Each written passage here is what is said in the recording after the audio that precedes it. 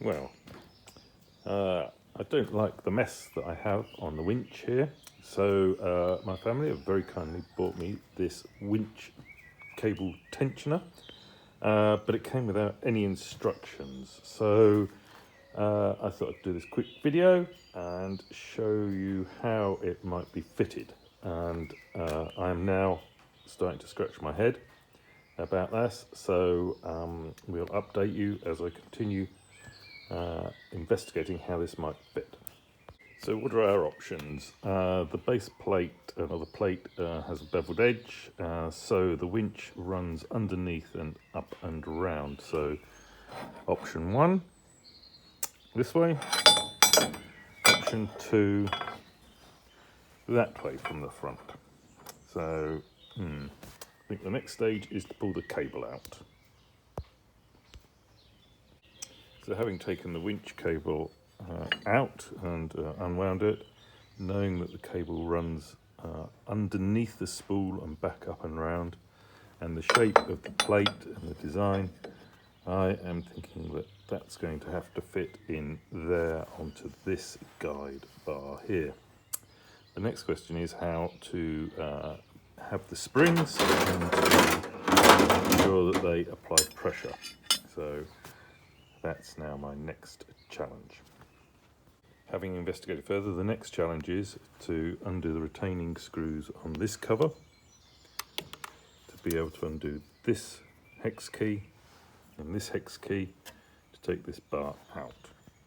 Okay, so the cover comes off relatively easily. Just be careful not to lose the spring washer off the top of the flat washer as it falls down on your plate, which I've found out. The bars come out relatively easily, but however now this bolt, is catching on this base plate, so it looks as though this needs to come loosened off so that there's access to get the plate back in, because it's going to snag in here. Okay, from that exercise, 2 cautionary tiles. When you move your Allen key around to undo that, of course you've got all the positive, and you make a nice earth connection and a few sparks. And under that plate are these 2 plastic bushes, which then fall out and fall onto your sump guard plate. Just remember that, it'll save you a couple of minutes. Well, if I've got this right, that was a pretty easy fit. It's just put 2 springs on, the hooked ends, the square ends, hook over the edge of the winch housing. The hooped ends obviously sit on the plate.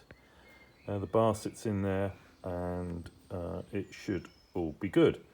We'll bolt it all together. I am just going to use a little bit of copperies on all of the nuts and bolts, just in case I have to take it apart again. And we'll then see how we get on. No, that wasn't the right way around, and not as easy, because there's actually then no tension on the springs. So back to the drawing board. Okay, having sort of tried that single-handedly, unable to video at the same time, that seems to be the way. So the loop of the spring pointing down on the plate, the spring, and then the square looped clip coming up over the sides of the winch cable.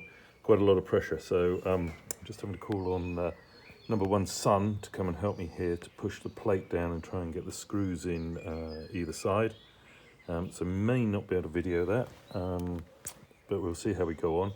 I've just put a bit of tape over them. I mean, it's a relatively new winch, and I didn't want to scratch it too much. That'll probably all go horribly wrong as well, but at least we can try. Okay, see you in a bit. Help from number 1 son has helped.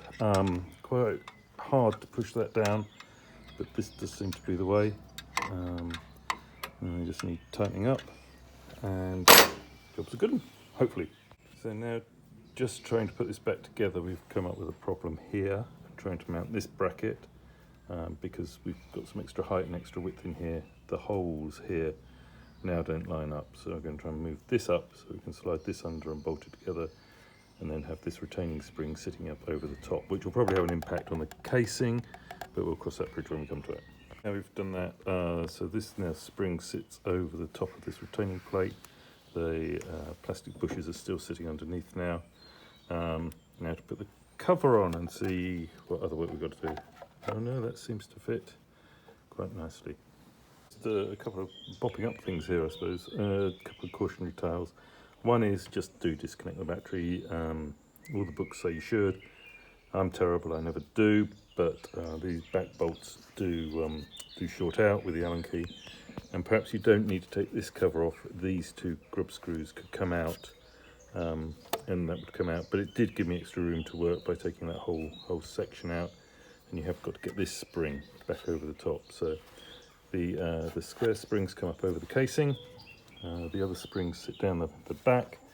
Undo the spool because that gives you more room to work, and it enables you to then spool it back on in quite a nice fashion. And the second cautionary tale really is when you're spooling it back in, leave the engine running to keep the battery charged. I've now got a flat battery. Okay, thank you for watching.